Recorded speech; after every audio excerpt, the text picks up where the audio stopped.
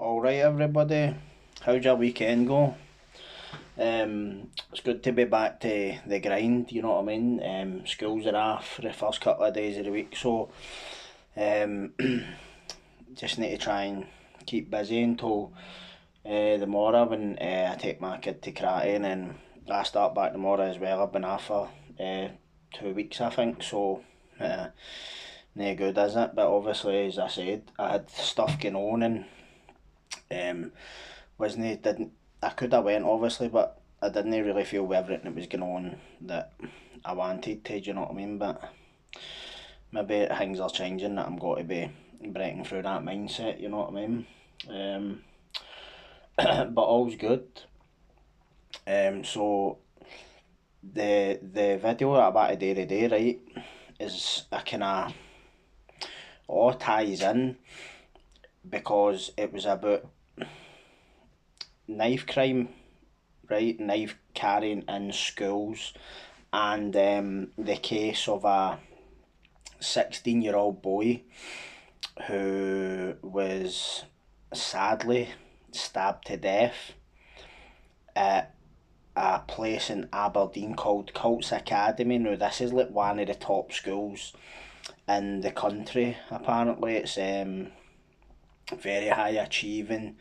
I think it's quite affluent as well. And this stabbing took place around, it was October 2015, so I remember actually watching it on Newsnight. There's the guy who was the kind of brainchild of the violence reduction unit, John Carnican. I remember watching him talking about it on Newsnight, because obviously with it being knife crime and all that, they would obviously have kind of obviously a viewpoint on it. But apparently the circumstances around this wee boy being killed back in October 2015 was so the boy was in fifth year or something, right? And he was apparently, for what I've been led to believe, for looking into it, they were arguing over a biscuit.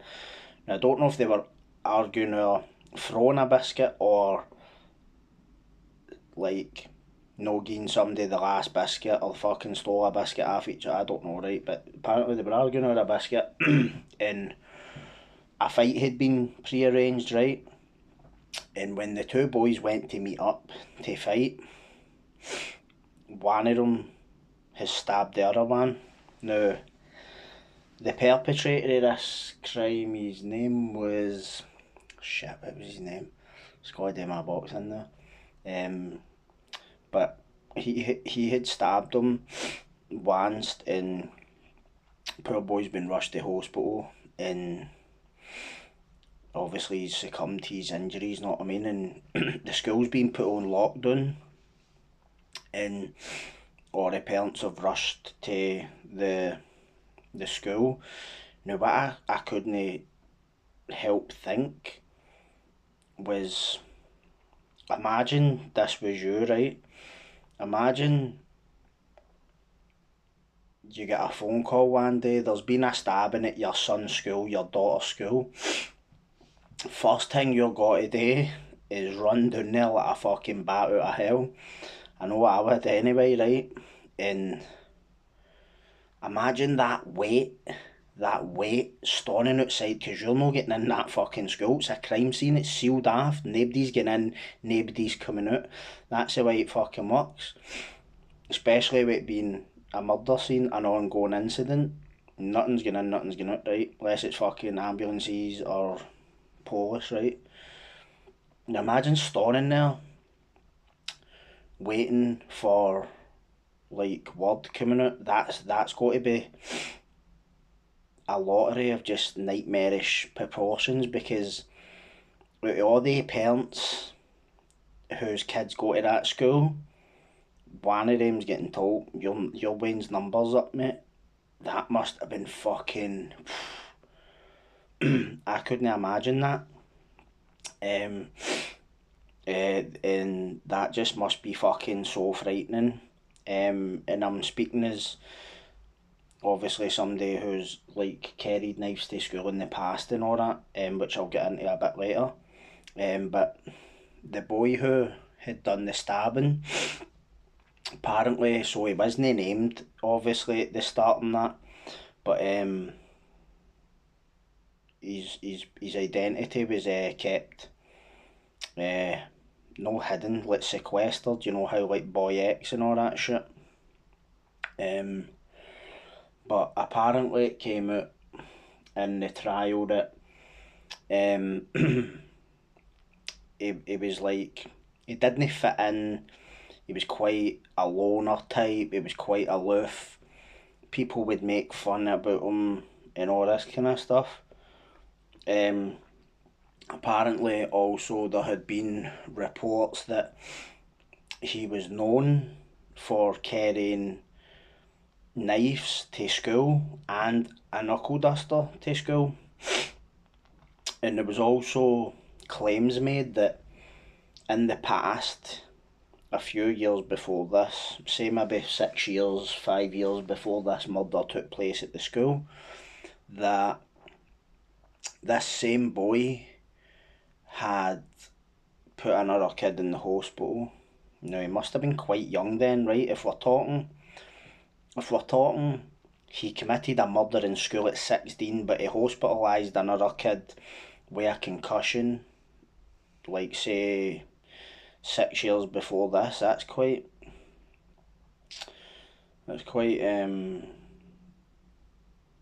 evident that obviously there's some sort of kind of inner turmoil going on in this kid. Because obviously, as speaking from personal experience, there's two different types of hurt people. There's them that take it out on themselves, self harm, suicide, whatever, and then there's people that take it out on others, like fucking violence and all that. Do you know what I mean? So I don't know what kind of family life the wee boy had, but the area where they live in Scotland is no, it doesn't like up that way is no really. Obviously, there's crime everywhere, right? But it's in degree. It's no in kind, and going to a school like that, like the top achieving school in the country, like it's quite out of the ordinary for us to see like this type of thing happening, and obviously any sort of incident like this is just a fucking tragedy. You know what I mean? Because no parent should have to think that their kid going to school one day, having to kiss their kid going home one day, and then never seeing their kid. Next time they see their kid, it's on a slab in the mortuary. Like, you imagine how that must feel. I know how it would make me feel, man. Do you know what I mean? I don't even really want to say it, to be honest with you, but um, it would fucking it must have been just a nightmare. Um, and your heart goes out to people like that. And the ironic thing is, right? The boy who um was convicted of this killing was actually convicted of a culpable homicide charge. Now, if there's people in here who don't really know the ins and outs of the Scottish legal system and what it means to be charged with culpable, to be convicted of culpable homicide, basically a culpable homicide is basically means it's not, you don't get charged with culpable homicide, you get convicted of culpable homicide. Anybody who has been found guilty of culpable homicide was initially charged with murder. There's just culpable homicide's not a charge, right? So, wee guy was charged with murder, and the charge was reduced. So it's technically like he's been done with manslaughter. And the wee guy was sentenced to 9 years, right? Now, some people, well, I doubt there's many people that think that would be a just sentence for taking somebody's life, and especially in a fucking school, do you know what I mean? I have my own thoughts on it, do you know what I mean? I just think it's somebody's child they're never got to see again, you know what I mean? I think wee guy was wanted to be a marine and all that. He's wanted to go and join the Marines and all that stuff, right? And when I seen the photo of the boy who was convicted, he had this, he just looked, do you know who he reminded me? I did a video about him before, see Alexander Pacto, the guy who abducted the student, murdered her, fucking tried to dissolve her in fucking acid. He looked like a mini version of him. Like that pasty face, eyes sunk right in his head. And he was dressed in a black suit and a black shirt, and it needed, obviously, the suit needed ironed, right? I remember looking at him and thinking, like, I'm no Giorgio Armani, but fuck's sake.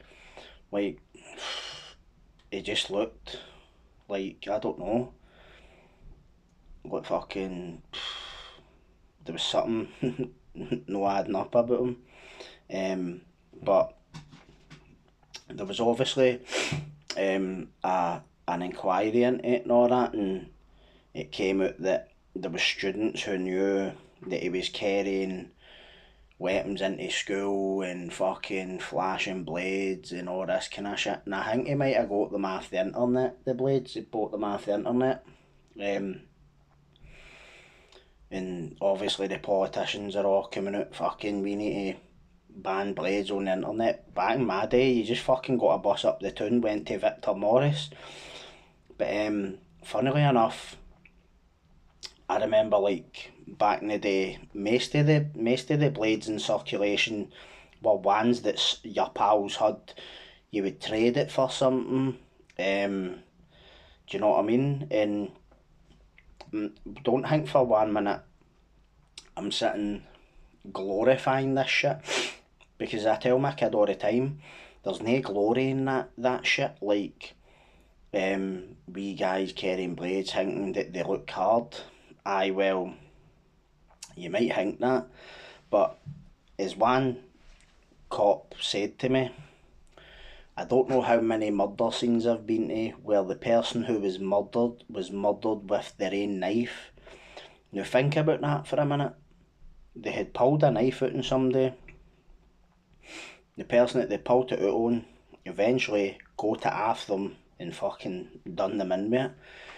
Now imagine, like, how you must feel, like, pulling a knife out on somebody in anger, only to realise the tables are turning and you're seconds away for death.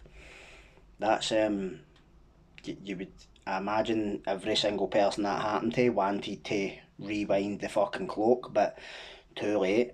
You're trying to kill somebody and they're not going to stand back and wait for you to do it. And it's such a fucking waste of life, and it's fucking nonsense, man. And this is all the culture that's around, like, particularly the west of Scotland. Obviously the east is bad as well. It doesn't just, they talk about the blade culture like it only happens in Glasgow. It fucking happens everywhere. Guys getting chopped fuck out of, running battles in the street, slashed in pubs, whatever. It's always been here. Well, it's been here long before I fucking showed up, know what I mean? So maybe, I don't know, like, there should be more people, like, advocating for this, against it, and making sure that their kids, they know that, listen, what do you think's going to happen if you take a knife outside the house? And I get it, because, listen, I took knives to school, used knives at a very young age, but obviously, as I've said before, I was a victim of knife crime before I was a perpetrator, and I'm not saying that. I refuse to call myself a victim, because I believe the minute you cross the line from victim to perpetrator, you're not a victim anymore, no matter what. No matter how rough it was, whatever. So it's just this cycle that feeds on itself. Do you know what I mean? And when there's people being murdered in schools, I know it's not a fucking daily occurrence, but you need to fucking you need to question the culture. Do you know what I mean? Well, it's like in America with the shootings in it. There's always shootings, mass shootings and all that. And what I find with these mass shootings is the person who done it was unstable or had been absolutely fucking horrendously bullied. Now, I'm not sitting saying MD that gets bullies get the right to take the law into their own hands. I'm not saying that. I'm saying you get people who will go and kill themselves, and then you'll get people who will go and kill somebody else. This is what I'm saying. This is two sides of the same fucking coin. It's just like the hero and the villain analogy. Both of them are in pain, but they handled it differently. One took it out on the world, and the other, that one wants the world to feel pain, the other one wants to stop the cycle so that nobody else feels the way they felt. Do you know what I mean? But fucking, I remember like when I would say I started carrying knives about 14. Around about that age, aye. And the school I went to had like 5 or 6 different schemes all went to this school, but when I went there I don't remember any kind of territoriality, whatever. It was after I left that all this seemed to kick off. But I'm not going to sit and lie and all that. At that time, I loved the feeling that I had for gang fighting. And when I say gang fighting, I don't mean like people. I remember I was in a house, right? I'll give you an example. I remember I was in a house with these guys who live in my area, and the subject of gang fighting came up, right? Now they'll say 10 years younger than me, 8 years younger than me, whatever it was. One of them said gang fighting. All it was guys on one side of the road throwing bricks at guys on the other side and vice versa. And I just looked at him and says, "You must just be a different breed then, mate." You know what I mean? And that's not to like disparage him or anything. It's just that wasn't my experience. Do you know what I mean? And the numerous operations that I've had or hospital treatment are obviously testament to that. No trying to kind of big it up or anything, but it is what it is. It's just that was the life then. So you need to ask yourself, why was it the life? Well, it's what I keep saying. And I used to laugh at this myself when somebody, because of no positive male role model at home, it's because of no father figure. And I used to be like, bitch, please. Know what I'm talking about?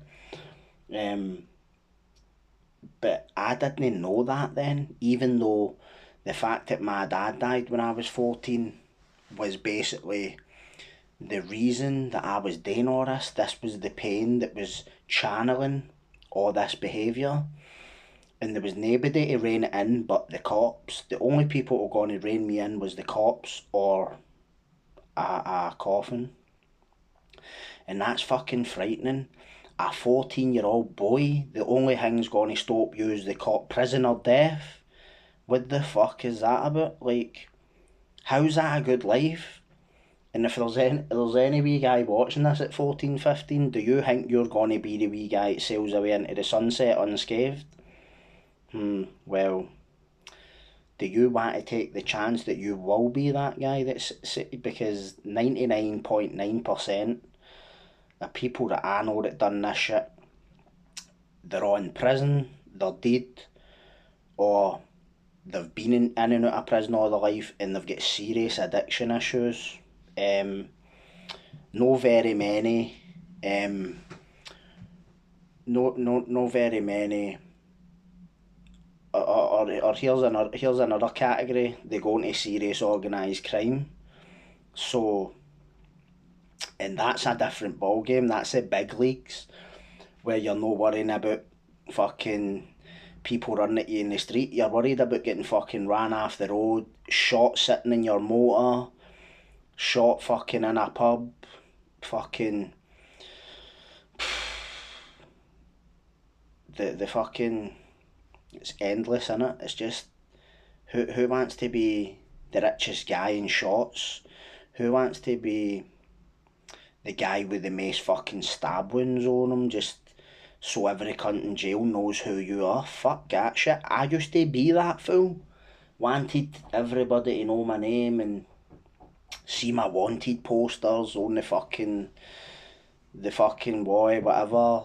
Like, just pure heat, pure wasted, man. And I do believe that comes from no having a strong male role model at home, so that's how I do everything I can to make sure my son knows that there's no glory in carrying a blade. There's just fucking none. I don't even fucking, there's one knife in my house for cutting veg. You know how you see people that have got big blocks of knives and they've got all these, I don't even keep them in my house. They give me the fucking fear. And it's not because I think I might do something with it, it's just because I've just had too many bad experiences with them, and if they're not in the house, nobody can use, like, nobody comes in my house. You know what I mean? You just, I'm very cautious about who I let in my house for obvious reasons. So, and I don't know how many times I've been in a fucking house, right, and a fight's broke out and somebody just went straight for the kitchen, so that's always in my head. So hence why I don't have a lot of Sharpies lying about, because obviously, as I said, I've been on the receiving end of a few blades. Like the first time I was 14 and I got stabbed right through the forearm, right through here, came out here. Um, had to go to hospital, 80 odd stitches, microsurgery, and at the time it didn't mean anything. It was like, right, get out of hospital and back on to the next one, blah blah blah. Um, and just to think, like, my son's not even 14 yet. I know 14-year-old boys that walk about here that I've heard word on the street as they carry blades, not, and I'm just like, you're a baby, man. Like, you're a child, try to be a man, and you've got to take the chance, man. You could pull that blade out in the wrong person and they could be a lot fucking stronger than you and take it right off you and stick it right in your neck. And it's game over, kid. You're fucked. You can't rewind and shout in your maw, and I would just, I would hate that for you. Like, it's just, it's madness. Do you know what I mean? Like, they had my three fingers fucking chopped off with fucking, but that was my own fault, really. Too drunk and too angry, too full of rage. But I learn, obviously. I've reflected a lot on it. Do you know what I mean? And I suppose maybe the reason that I'm no fucking deed is maybe so that I could carry this message. I don't know. I would like to think that sometimes. You know what I mean? But I didn't know. I never foresaw this. I'd never foresaw coming out to talk about all this shit and having my face plastered all fucking YouTube talking about it or whatever. But um, it has to be fucking said, and sometimes it seems like there's no enough people saying it, especially for where I'm sitting. And I'm not saying that like try to slag him there. That is, but people might, and this is another thing. People might go, "Oh, well, you're a hypocrite. You fucking carried knives to school." Aye, well, would you call an alcoholic a fucking hypocrite for getting off drink and fucking try to tell you not to drink? Would you call him a hypocrite? I don't think you would, because they've walked in their shoes. Do you know what I mean? And it's only people like that you're going to listen to that message for. You're not going to listen to some fucking social worker, fucking academic, whoever, who they never, you give them a blade, they'd fucking hold it the wrong way. Do you know what I mean? handed my gun, they wouldn't know. Did you get what I'm talking about? They would have no clue about extreme violence, never seen extreme violence. Obviously, there's some academics who, there's a small percentage that were criminals and they've went into it. That's not who I'm talking about. I'm talking about people who are trying to carry the message into our prison system, who are just not getting it across because nobody's fucking going to listen to somebody that's never walked in their shoes. That is a fact. Do you know what I mean? And that's how I think a lot of these courses and all that are all just fucking. People date to move on to get pro. They're not interested in fucking. They tell you what you want to hear just to date. We all know that. Do you know what I mean? But nobody in the prison service probably think that too, but they're not going to tell you that because this is their bread and butter, do you know what I mean? But even the fucking people who wrote the courses on the fucking using them anymore, Canada says it's end story, doesn't it? But the thing is, but like, no parent wants that phone call, man. Do you know what I mean? If there's any parents watching this, you imagine, right? You obviously have a think, right? If you can think about this, or if you know somebody that got stabbed, not even in school, right? And imagine you got that phone call, your son or your daughter is just being rushed to hospital because some wee guy took a blade into school. See, if it was up to me, and I was in charge, I would have put metal detectors in schools after that. Countrywide, I wouldn't give a fuck whose feelings I was hurting. I'd be like, somebody's fucking child is in a box. Are you mad? Oh, but it only happens once a generation. Like, well, that's fucking once a generation too many, innit?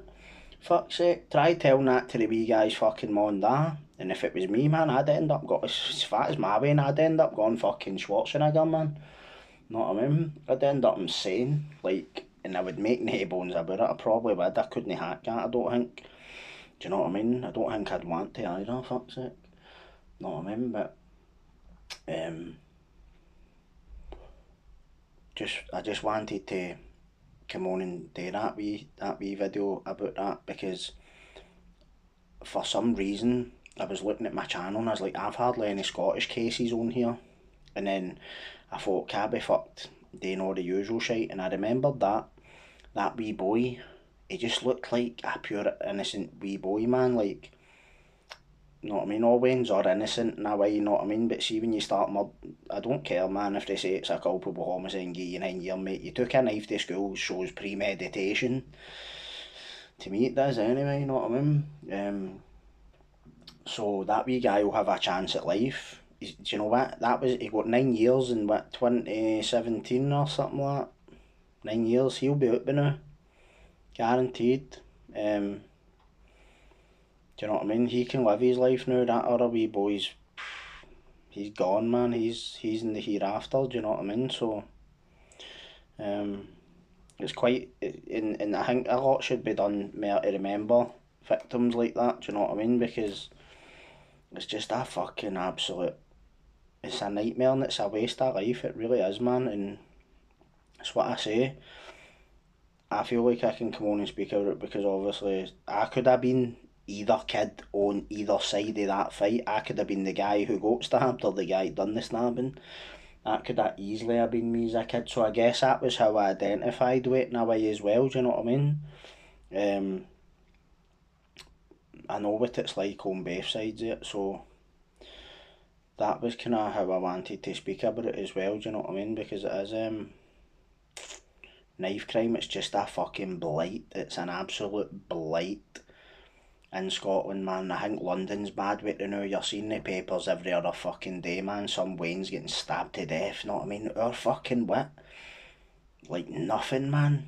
And no gonna lie, makes me want to smash skulls together, to be honest with you, but I'm no Batman, you know what I mean? But